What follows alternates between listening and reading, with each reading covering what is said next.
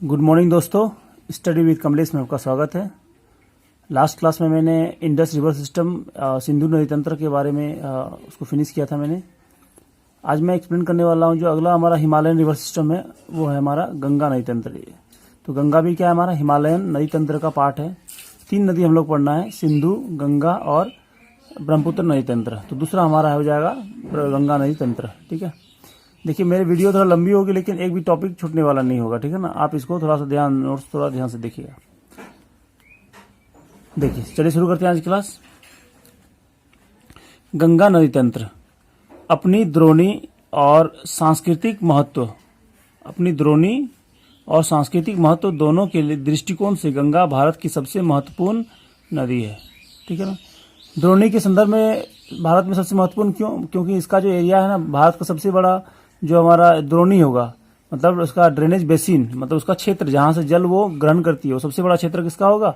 हमारा गंगा नदी का होगा। ठीक है, दूसरा सांस्कृतिक महत्व भी क्या इसका बहुत ज्यादा है। गंगा का मतलब गंगा जल का हमारा संस्कृति में बहुत ही ज्यादा इंपॉर्टेंस है। ठीक है ना, संस्कृति में बहुत ज्यादा उसको शुद्ध माना जाता है गंगा जल को। ठीक है, गंगा जल के बारे में कितना सारे हमारे मूवीज भी बनी है। ठीक है, और गंगा जल हमारा जितने सारे हमारे संस्कार का क्या एक अभिन्न अंग है, समाज का अभिन्न अंग है। ठीक है, इस चीज का सांस्कृतिक महत्व भी है हमारा। ठीक है, ये 2 पार्ट हमको देखना है। तो द्रोणी, ठीक है, तो हम लोग का ये क्या था, ये मतलब सांस्कृतिक दृष्टि से और द्रोणी दोनों की दृष्टि से क्या है, महत्वपूर्ण नदी है। यह नदी उत्तराखंड राज्य के उत्तरकाशी जिले से, कौन सा उत्तरकाशी जिला है हमारा, में गोमुख के निकट, जगह का नाम क्या है गोमुख, और गोमुख के निकट गंगोत्री हिमनद से, कौन सा ग्लेशियर है, गंगोत्री ग्लेशियर। गंगोत्री मतलब क्या हो गया, गंगा जहां से उतरी तो क्या हो गया, गंगोत्री हो गया। से 3900 मीटर ऊंचाई से भागीरथी नदी के नाम से निकलती है। जी देखिए, जैसे मान लीजिए ये उत्तराखंड हो गया, तो उत्तराखंड में ये हमारा क्या है, हिमनद ग्लेशियर है। ये कौन सा ग्लेशियर है, गंगोत्री ग्लेशियर, नाम क्या हो गया, गंगोत्री। ठीक है, तो पहले नदी क्या होती थी ना, गंगोत्री ग्लेशियर से निकलती थी, लेकिन अब थोड़ा चेंजेस आ गया। ग्लोबल वार्मिंग के कारण क्या हो गया, यहाँ का ग्लेशियर क्या हो, पिघल गया। जब पिघल गया तो यहाँ ग्लेशियर खत्म हो गया, तो नदी क्या होती है अब थोड़ा लगभग यहाँ से लगभग 20 किलोमीटर क्या है पीछे हट गई है। तो पीछे जो जगह का नाम क्या है, वो हमारा गोमुख है। कौन सा है, गोमुख है। तो अभी जो नदी निकलती है गोमुख से निकलती है, पहले कहाँ से निकलती, गंगोत्री से निकलती। तो आपको ये ध्यान देना है, यदि ऑप्शन में आपको आए गंगोत्री, तो गंगोत्री आपको टिक करना है। यदि मान लो गोमुख रहे तो आपको गोमुख टिक करना है। तो यदि दोनों रहे तो किसको टिक करना है, गोमुख को भी। ठीक है, ये हमारा। अब बताइए 3900 मीटर ऊंचाई, तो आपको पता ही है कि मैंने ग्रेटर हिमालय में बताया था आपको, ग्लेशियर का नाम बताया था फिजिकल ज्योग्राफी में कि गंगोत्री ग्लेशियर कहाँ है, हमारा ग्रेट हिमालय में है। तो बताइए, तो इसका हाइट तो क्या होगा, ऑब्वियस इसका 4-5 हजार की ऊंचाई होगी। ठीक है ना, आपको याद करने की जरूरत ही नहीं है, ऐसे लॉजिकल है। तो ये कौन सा हिमालय से निकलती है, हमारा ग्रेट हिमालय से या महान हिमालय से। तो ये किस नाम से निकलती है, भागीरथी के नाम से निकलती है। अगला हो गया देखिए। ठीक है, यह मध्य और लघु हिमालय श्रेणी को काटकर तंग महाखड्डों का निर्माण करती है। ठीक है, ग्रेटर हिमालय से निकलती है। ग्रेटर हिमालय के बाद क्या होगा, हमारा लेसर हिमालय होगा, या फिर उसको मध्य हिमालय बोल सकते हैं हम लोग। और नीचे क्या होगा, लघु हिमालय, छोटा हिमालय। ठीक है, ग्रेटर हिमालय, फिर इसको लेसर हिमालय, फिर क्या होगा नीचे हमारा शिवालिक हो जाएगा। तो इसको काटते हुए क्या होता है, यहाँ पे गॉर्ज का फॉर्मेशन करती है। फिर क्या होता है, यहाँ से देवप्रयाग में भागीरथी अलकनंदा से मिल जाती है। कौन सी जगह में, देवप्रयाग में। देवप्रयाग कहाँ पे है, हमारा उत्तराखंड में है। उत्तराखंड में कौन है, तो भागीरथी अलकनंदा मिल जाती है। तो दोनों के मिलने के बाद इसे गंगा के नाम से जानी जाती है। ठीक है ना, तो जहां जिसे गंगोत्री से निकलती है उस समय इसका नाम भागीरथी होता है। जब अलकनंदा और भागीरथी दोनों मिल जाती है तो इसका नाम क्या होता है, हमारा यहाँ पे हमारा नाम हो जाता है गंगा के नाम से जाता है। मतलब देवप्रयाग से ये गंगा के नाम से जानी जाती है, उससे पहले गंगा के नाम से नहीं जानी जाती है। ठीक है, तो उससे पहले वाला हम लोग थोड़ा जानते हैं। इसके बाद गंगा कहलाती है। अलकनंदा का स्रोत बद्रीनाथ के ऊपर सतोपत हिमनद से है। देखिए ये ग्लेशियर आपको याद करना बहुत जरूरी है। प्रत्येक नदी का जो हिमालयन नदी है सबका ग्लेशियर आपको याद रखना जरूरी है, क्योंकि लास्ट ईयर यूपीएससी वगैरह में आपको पूछा गया था उसमें कि मैच द फॉलोइंग दिया था, नदी का नाम दिया था एक साइड और एक साइड ग्लेशियर का नाम दिया था। ये सियोक रिवर था, सियोक रिवर के बारे में दिया गया था, उसका ग्लेशियर का नाम दिया था। ठीक है ना, तो आपको याद करना है। तो बद्रीनाथ उत्तराखंड में है। ठीक है ना, बद्रीनाथ 4 धाम में से एक धाम है हमारा। तो ये हो गया। अलकनंदा का स्रोत कहाँ है? बद्रीनाथ के ऊपर सतोपत ग्लेशियर से, ठीक है, ये वाला। मैं आपको लोकेशन में दिखाता हूँ, देखिए मैप बनाया हूँ मैं इसके लिए, यहाँ पे देख सकते हैं आप, ठीक है। जैसे मान लीजिए ये हमारा हो गया गंगा नदी, ठीक है, ये हमारी भागीरथी नदी होगी। ये कौन सी नदी होगी? हमारे भागीरथी नदी, ठीक है। और भागीरथी नदी में ये हमारी नदी कौन सी है? अलकनंदा। दोनों कहाँ मिलती है? देवप्रयाग में। ये देवप्रयाग में मिलती है ये वाला, ठीक है। तो ये देवप्रयाग वाला हो गया हमारे पास, ठीक है। ये संगम स्थल, यहां से इसका नाम क्या होता है? गंगा होता है। तो देवप्रयाग से इसका नाम गंगा होता है। अब देखिए अलकनंदा, अलकनंदा का ओरिजिन कहां से हमारा? अलकनंदा का ओरिजिन कहां से हमारा? सतोपत हिमनद है, सतोपत ग्लेशियर है, ठीक है। सतोपत ग्लेशियर से, यहां से मैं बता रहा हूं। ये जो निकल रही कहां से निकल रही है? ग्लेशियर का नाम है सतोपत ग्लेशियर हो जाएगा। अब इसके बारे में हम लोग थोड़ा डिटेलिंग कर लेते हैं। तो देखिए इसका, ठीक है,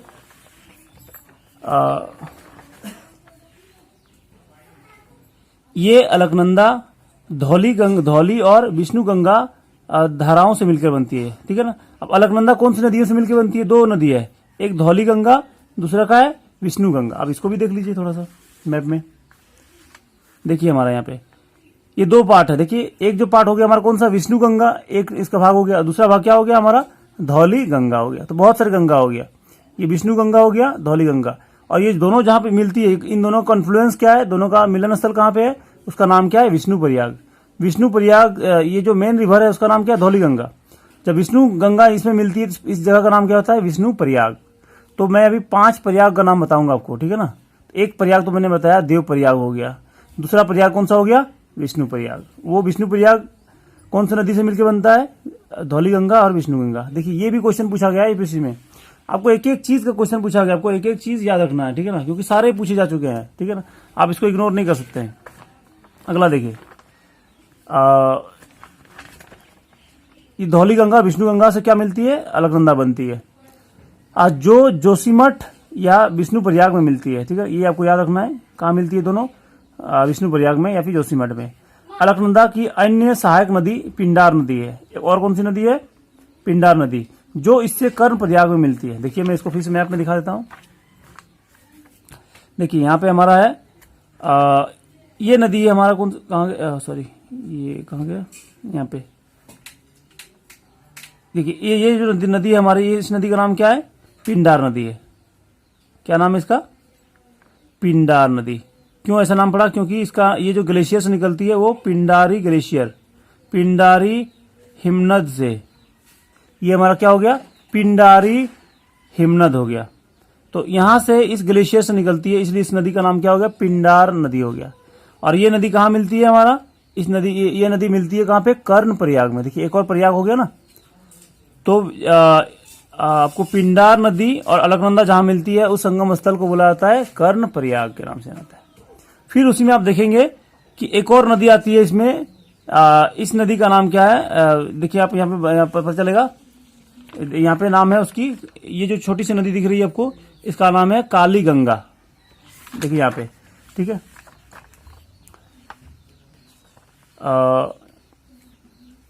एक और नदी देखिए यहाँ पे, हमारा है मंदाकिनी। नाम क्या है? मंदाकिनी। मंदाकिनी या काली गंगा, इससे रुद्रप्रयाग में मिलती है, ठीक है ना। कहाँ पे मिलती है? रुद्रप्रयाग, अभी मैंने दिखाया।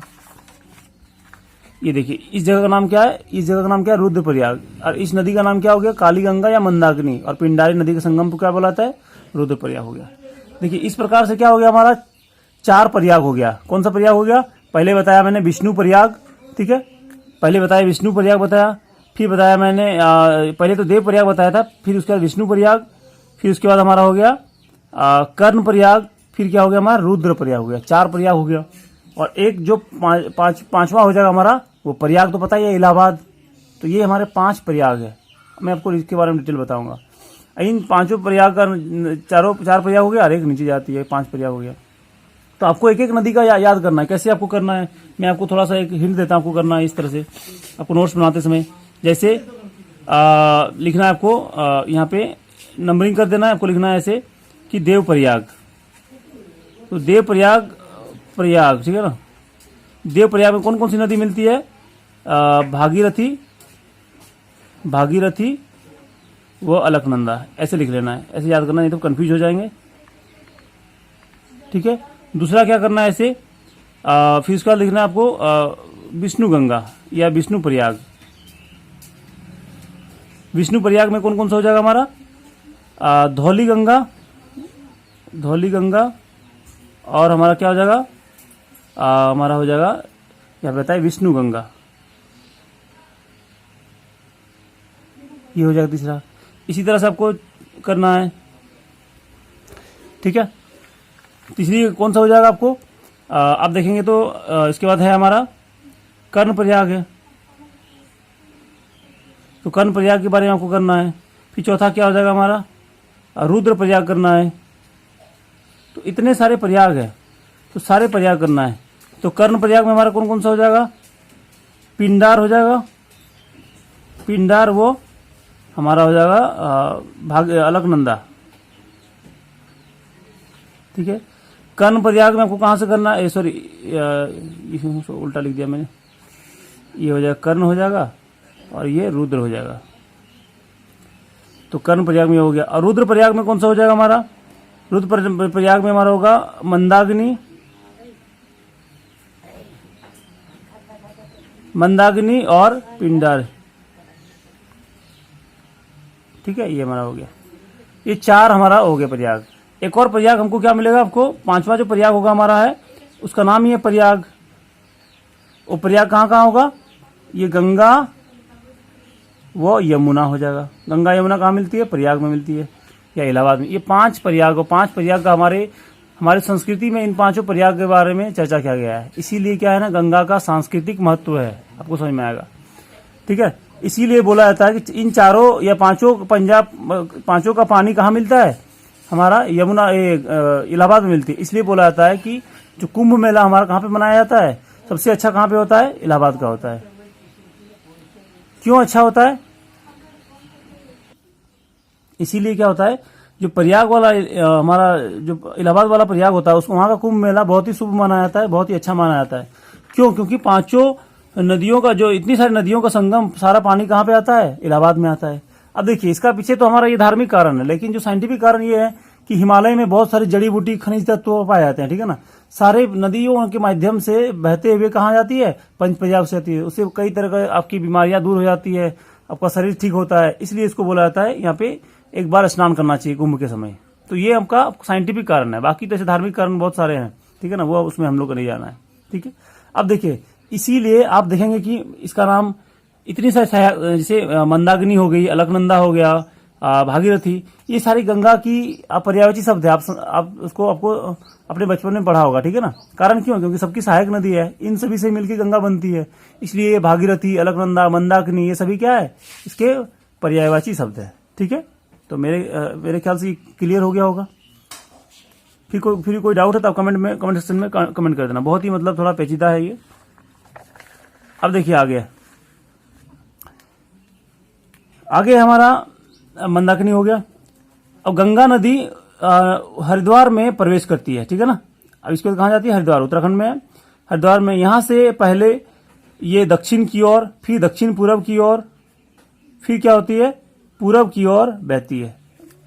अंत में यह दक्षिण मुखी होकर देखो, आपको पहले मैं डायरेक्शन दिखा देता हूँ उसका। जब तक डायरेक्शन में देखेंगे आपको समझ में नहीं आएगा कि देखिए, पहले ये नदी है, ये गंगा है ना हमारा, ये जो मैं ये वाला नदी है। ठीक है। तो पहले ये क्या हो गया, दक्षिण की ओर, फिर ये यहां से यहां तक क्या हो गया, दक्षिण पूरब की ओर, फिर क्या हो गया, यहां से लेके इलाहाबाद से इधर क्या हो गया, पूरब की ओर।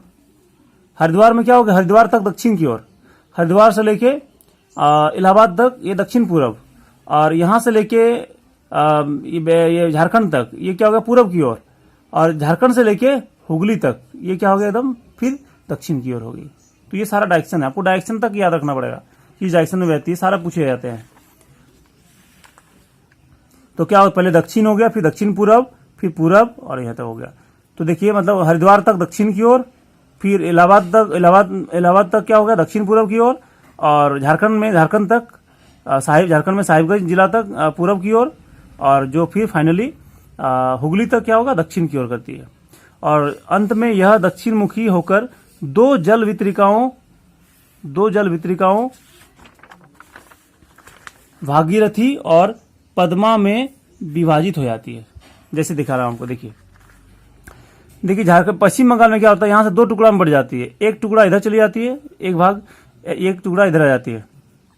तो इसीलिए क्या होता है, इसको वितरिकाएं कहा जाता है। वितरिकाएं मतलब डिस्ट्रीब्यूटरी, मतलब जिसका वितरण हो जाए। जब नदी निचले इलाकों में क्या होती है, एक से अधिक भागों में क्या होती है, डिवाइड हो जाती है, उसको क्या होता है, वितरिकाएं क्या होता है, वितरण हो जाता है, इसलिए क्या हो गया, वितरिकाएं हो गया। तो इस वाले भाग का नाम क्या हो गया हमारा, भागीरथी। और ये जो सॉरी इधर वाले भाग का नाम क्या हो गया, पद्मा। और जो हमारा इधर आ गया, इसका नाम हो गया हमारा भागीरथी हो गया। जो इंडिया में रह गया वो क्या हो गया, भागीरथी। और जो बांग्लादेश चला गया ब्रह्मपुत्र नदी से मिलने के लिए, उसका नाम क्या हो गया हमारा, पद्मा। इसलिए क्वेश्चन पूछा गया था कि बांग्लादेश में गंगा नदी को किस नाम से जाना जाता है, एसएससी में पूछा गया था, उसका नाम है हमारा पद्मा होगा, आपको याद रखना है। जो इंडिया में रहती है उसका नाम हो गया भागीरथी, या उसको हुगली के नाम से भी जाना जाता है। ये देखिए अगला हमारा पार्ट हो जाएगा। इसकी लंबाई 25 किलोमीटर है, मतलब 2525 किलोमीटर है, बहुत ही आसान है इसको याद करना। यह उत्तराखंड में 110 किलोमीटर, उत्तर प्रदेश में 1450 किलोमीटर, बिहार में 445 किलोमीटर और पश्चिम बंगाल में 520 किलोमीटर का मार्ग तय करती है। तो इतने सारे फैक्ट आपको करना नहीं है, बस याद कहाँ रखना, ऐसे याद करना क्या, उत्तर प्रदेश की लंबाई सबसे ज्यादा है, इसलिए क्या होगा, वहां पे लंबाई भी ज्यादा कवर करती है। ठीक है, फिर उसके बाद पश्चिम बंगाल में ज्यादा, फिर ये आपको अरेंजमेंट करने के लिए पूछा सकता है कभी। तो पहले उत्तर प्रदेश, फिर पश्चिम बंगाल, बिहार, फिर उत्तराखंड। तो ये यूपीएससी वगैरह के लिए ज्यादा संभावना है, उसमें पूछा सकता है। लगभग 8.6 वर्ग किलोमीटर में क्षेत्र में फैला यह नदी द्रोणी भारत का सबसे बड़ा अपतंत्र है। ये मैंने पहले ही बता चुका हूं, इसीलिए इसका इंपॉर्टेंस रोल है। भारत का सबसे जो लार्जेस्ट रिवर बेसिन किसका है, हमारा गंगा का है, जिसमें उत्तर में हिमालय से निकलने वाले बारहमासी और अनित्यवाही नदियां हैं। बारहमासी मतलब पेरिनियल, जो सालों भर बहती है उसको नदी कहा जाता है बारहमास जो बहती है। ठीक है ना, बहुत सारी नदियां क्या होती है जिसका गर्मी के दिनों में पानी सूख जाता है, तो उन्हें क्या कहा जाता है, अनित्यवाही नदियां या नॉन पेरिनियल। ठीक है ना, जो गर्मी एकदम सूख जाता है, और जो सालों भर पानी उनका बहते रहता है, ठीक है ना, वो क्या होगा, बारहमासी। और जो जिनका सालों भर नहीं होता है उनको अनित्यवाही नदियां कहा जाता है। ठीक है, अगला, और दक्षिण में प्रायद्वीप से निकलने वाली अनित्यवाही नदियां, झारखंड दक्षिण से निकलने वाली बहुत सारी है, वो सब भी क्या होती है इसमें, जो नॉन पेरिनियल रिवर है वो भी इसमें मिल जाती है। देखिए इसमें कौन कौन सी रिवर है वो पढ़ना है आप लोगों को। सोन इसके दाहिने तट पर मिलने वाली प्रमुख नदी है। बाएं तट पर कौन सी है, दाहिने तरफ से है, मतलब राइट हैंड ट्रिब्यूटरी में कौन है, सोन है। उसके बाद देखिए बाएं तट पर मिलने वाली प्रमुख नदियां रामगंगा है। कौन कौन सी है, आपको ट्रिब्यूटरी याद करना सारे, रामगंगा, गोमती, घाघरा, गंडक, कोसी, महानंदा, ये सारे हैं। ठीक है, जैसे मैं आपको दिखा दूं यहाँ पे मैप में।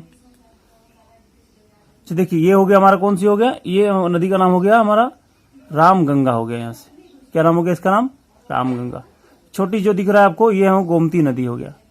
इसका नाम क्या हो गया हमारा, शारदा नदी, जो हमारा नेपाल और उत्तराखंड के बीच बॉर्डर बनाता है। इसका नाम क्या हो गया, घाघरा। बीच में ही क्या होगा हमारा, बीच में हमारा यहाँ पे होगा आपको ये गंडक नदी होगा। कौन सा, गंडक। इसका नाम क्या हो जाएगा हमारा, कोसी हो जाएगा। ठीक है, फिर यहाँ पे क्या हो जाएगा हमारा, महानंदा हो जाएगा सिक्किम में। फिर देखिए इधर हमारा क्या हो जाएगा, इसका नाम क्या होगा, सोन नदी हो गया। फिर इधर से जाएगी हमारा, इस नदी का नाम क्या है, यमुना हो गया। तो इतने सारी सहायक नदी है। एक और सहायक नदी हमारा ये जो दिख रहा है आपको, दामोदर। ये दामोदर फाइनली कहाँ मिलती है, हुगली मिलती है। तो इतने सारे सहायक नदी आपको याद करना है। ठीक है, अब देखिए आगे। अब देखिए इतनी सारे सहायक नदियों का जल लेते हुए ये सागर द्वीप के निकट, सागर द्वीप ये आपको याद रखना, ये पूछा गया था एक बार। सागर द्वीप कहाँ स्थित है, पश्चिम बंगाल में। कहाँ पे, पश्चिम बंगाल। सागर द्वीप कहाँ पे है, पश्चिम बंगाल में। ठीक है, तो सागर द्वीप के निकट, सागर द्वीप के निकट यह नदी, सॉरी दिख नहीं रहा आपको, यह नदी अंततः बंगाल की खाड़ी में जा मिलती है। कहाँ मिलती है, इसका विसर्जन स्थल कहाँ पे हो गया, बंगाल की खाड़ी। तो मैं आपको थोड़ा सागर द्वीप का लोकेशन दिखा देता हूँ, ठीक है ना, मैप में मैं दिखा देता हूँ, आपको पता चल जाएगा।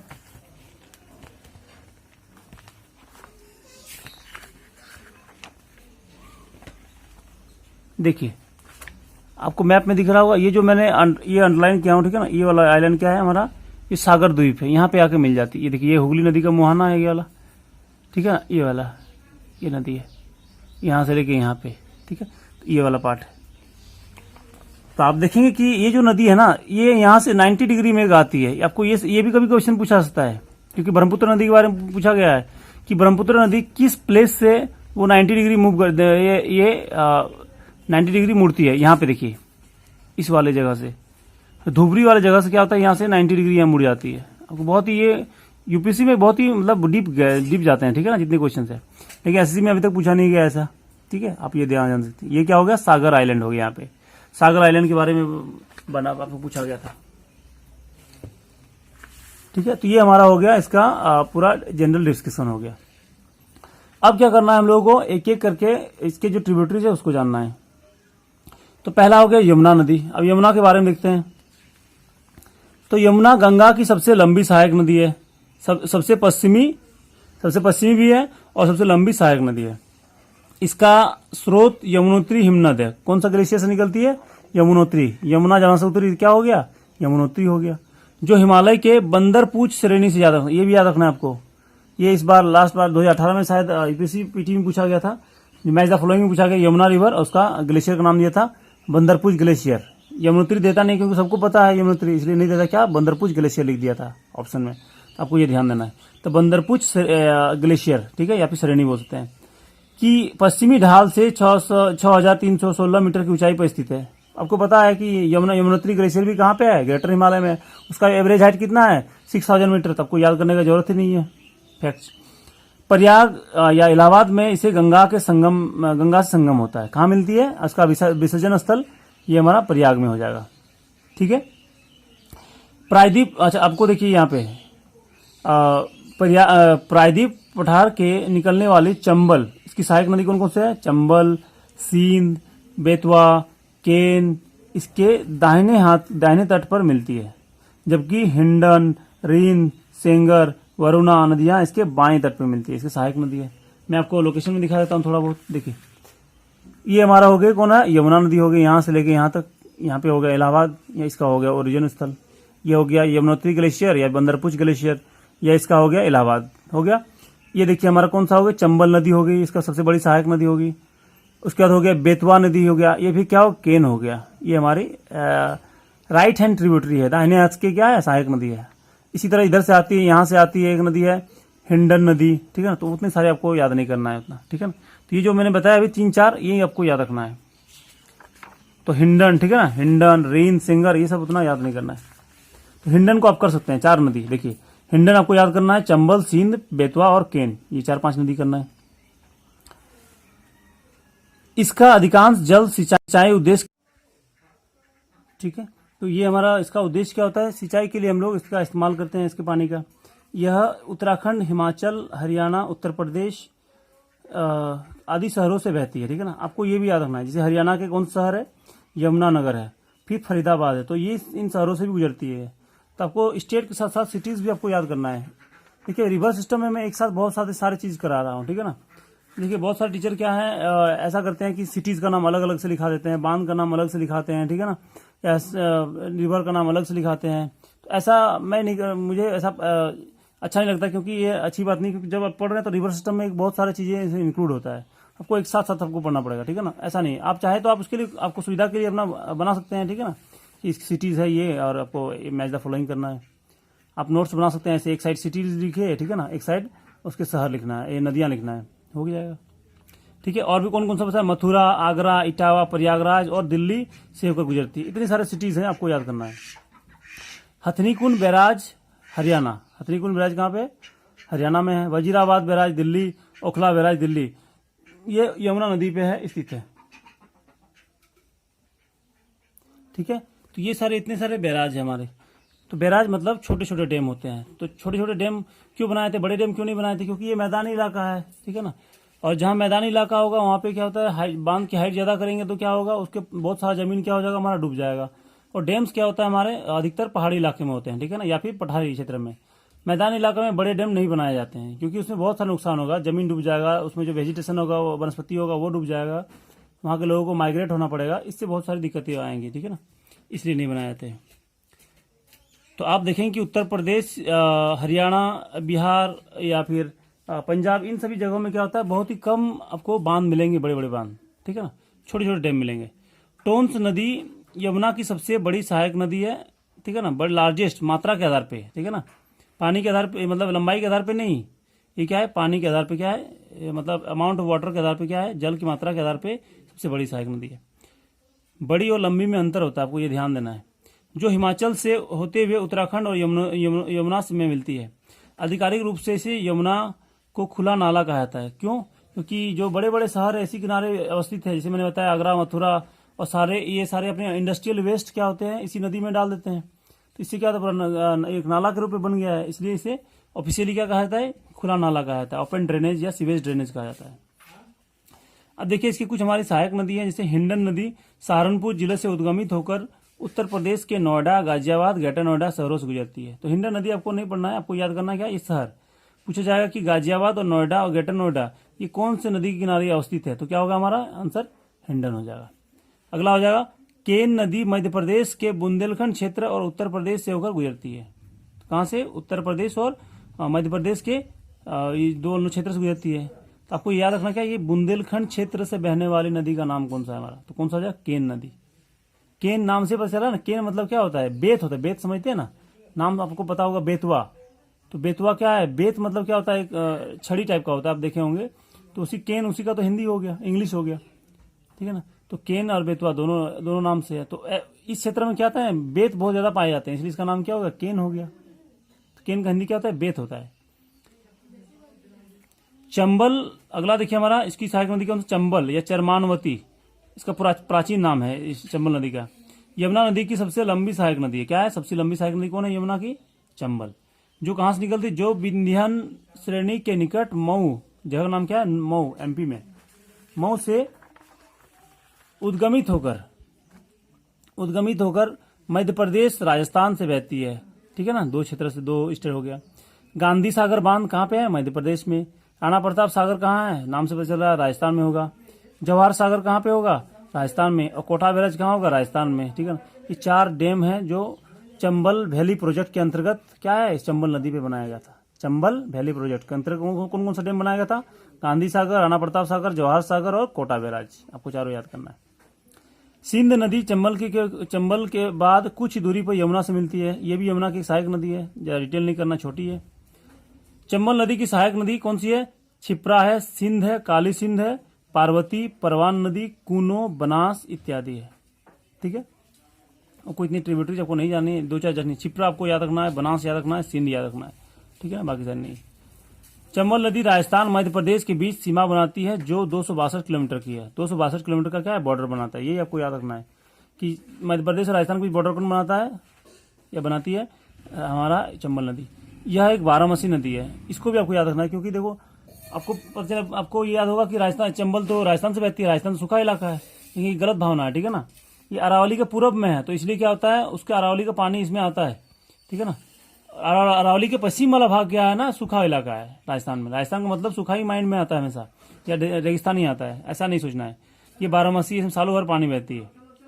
कोटा, इंदौर, बूंदी, धौलपुर, ये सारे शहर क्या है, इसी नदी किनारे स्थित है। कोटा राजस्थान में, इंदौर एमपी में है, बूंदी और धौलपुर कहाँ हो गया, राजस्थान में हो गया। क्षिप्रा के तट पर उज्जैन अवस्थित है, ठीक है। उज्जैन शहर किसके तट पे है, क्षिप्रा नदी के तट पे। और उज्जैन आपको बताइए, कुंभ 4 प्रमुख शहरों में है, जहां प्रमुख शहरों में से एक शहर है जहां पे कुंभ का त्योहार मनाया जाता है, बहुत ही इंपॉर्टेंट है, ठीक है। अगला देखिए हम लोग का, बनास एकमात्र ऐसी नदी है जो संपूर्ण चक्र राजस्थान में ही पूरा करती है। संपूर्ण चक्र का मतलब क्या है, ये ओरिजिन भी राजस्थान से होती है, दूसरे नदी से मिलती भी राजस्थान में, पानी भी कहां से ग्रहण करती है, राजस्थान से ग्रहण करती है, इसलिए संपूर्ण चक्र कहां से हो गया उसका, राजस्थान में हो गया, ठीक। जो राजस्थान ऐसी जगह, बनास का लिटरल मीनिंग क्या था, वन की आस में हो। जो वन की आस में हो उसको क्या बुलाता है, बनास कहता है। अब वन की आस में कहाँ होगा, जहाँ पानी कमी होगा। पानी तो राजस्थान के वेस्टर्न वाले पार्ट में कमी है, इसलिए ये राजस्थान की नदी होगी, ऐसे याद रखना आपको। जो राजसमंद जिले के अरावली पर्वत श्रेणी से निकलती है, यह राजसमंद एक जिला है, ठीक है। जितनी सारे संबंध होगा ना, वो कहाँ पे होगा, राजसमंद, ये वो संबंध, जितने सारे संबंध कहाँ होगा, सारे कहाँ होगा, जयसमंद, तो ये सारे कहाँ है, राजस्थान का ही होगा, ठीक है ना। भीलवाड़ा, भील जहाँ पे पाया जाता है तो क्या होगा, भीलवाड़ा हो जाएगा। आपको पता है कि ये राजस्थान में पाया जाता है और इन्हीं भीलों ने राणा प्रताप सागर को मदद किया था, ठीक है ना, उनके बुरे दिनों में। टोंक, सवाई माधोपुर शहर आदि इसके किनारे हैं। 4 शहर हो गया किसके किनारे, बनास नदी किनारे। आपको एक एक सिटीज के बारे में पूछा, सारे फेमस सिटीज है, ठीक है। अगला देखिए हम लोग का, चंबल नदी अपनी उत्खात भूमि के लिए, उत्खात मतलब क्या हो गया, उबड़ खाबड़, उत मतलब ऊपर, खात मतलब नीचे, उत्खात अपने उबड़ खाबड़ भूमि के लिए वाली भू आकृति के लिए प्रसिद्ध है, जिसे चंबल के खड्ड कहा जाता है। देखिए मैं फिगर बना, ऐसे उबड़ खाबड़ वाला है। ऐसा क्यों बना है, नदी के अपर्दन के कारण क्या हो गया, गड्ढा कहीं ऊपर कहीं नीचे हो गया, ये वाला पार्ट। जैसे मान लीजिए यहाँ पे कोई डाकू छिपा हुआ है, तो यहाँ पे पुलिस यहाँ पे है, तो बताइए पुलिस देख पाएगा डाकू को। इसीलिए क्या होता है, चंबल के डाकू को पकड़ना बहुत ही मुश्किल होता था पहले, क्योंकि पुलिस देख ही नहीं पाती थी। लेकिन अभी तो फिलहाल सेटेलाइट होगी, सेटेलाइट को ऊपर से हम लगा दे, सेटेलाइट हो गई, सेटेलाइट से पूरा पता कर सकते हैं कौन कहाँ पे है, या फिर ड्रोन आ गया, ड्रोन से आप पता कर सकते हैं। तभी इसलिए चंबल के डाकू क्या है, अभी फेमस नहीं है, ये वाला बात। प्रसिद्ध चुलिया जलप्रपात इसी नदी पर स्थित है। चुलिया जलप्रपात कहाँ पे है, चंबल नदी पे है, ठीक है। तो ये हमारा हो गया क्या, आज के चंबल नदी। तो आज वीडियो काफी लंबी हो जाएगी, इसलिए मैं सोच रहा हूँ यहीं तक रखता हूँ आज। आपको कोई भी डाउट है तो व्हाट्सएप नंबर देता हूँ, कमेंट करें, ठीक है ना, या फिर आप व्हाट्सएप नंबर में आप मुझे पर्सनली मैसेज कर दें, या फिर कमेंट बॉक्स में कमेंट करें, ठीक है। मैं आपके नेक्स्ट वीडियो में क्या होगा, आपको मैं वो सारे चीज़ सॉल्यूशन करा दूंगा आपको, ठीक है। तो ये बहुत ही डिटेल्स है। जब भी आपको मेरा वीडियो देखना है, मैं एक चीज़ बता दूं आपको कि सारे सीक्वेंस से देखें। ऐसा नहीं कि आप लेक्चर 3 लेक्चर 4 से शुरू कर दें। मैं लेक्चर 1 से शुरू करें पहले, लेक्चर 2 लेक्चर 3 लेक्चर 4, ऐसे करना, सीक्वेंस करना है। जब तक नहीं करेंगे ऐसे समझ में नहीं आएगा आपको बीचों बीच से, ठीक है, ये वाला। और अपने साथ पढ़ते समय जरूरी अपने साथ क्या है, एटलस जरूर रखें। बिना एटलस का कभी ज्योग्राफी पढ़ने के लिए कभी बैठे ही नहीं, आपको समझ में नहीं आएगा। एक एक चीज़ आपको लोकेशन देखना है, बिना लोकेशन देखे आपको याद कीजिएगा तो फिर 2-4 दिन बाद आप भूल जाएंगे, ठीक है, ये वाली चीज़ है। एटलस आपके पास होना जरूरी है। एटलस मैंने 12 बताया हूँ कि एटलस आप ऑक्सफोर्ड का खरीद लें, स्टेट ऑफ पब्लिकेशन का खरीद सकते हैं, या फिर ब्लैक स्वान का खरीदें, या फिर ज्योग्राफी थ्रू द मैप्स, ठीक है ना, के सिद्धार्था का, उसको भी खरीद सकते हैं, ठीक, ये वाला। नेक्स्ट वीडियो में मैं इसी का कंटिन्यू करूंगा। अभी गंगा रिवर सिस्टम 2-3 क्लास चलेगी, ठीक है ना, फिर उसके बाद मैं इसको खत्म करूंगा, ठीक है। तो आज फिलहाल इतना ही रखता हूँ। थैंक यू, धन्यवाद।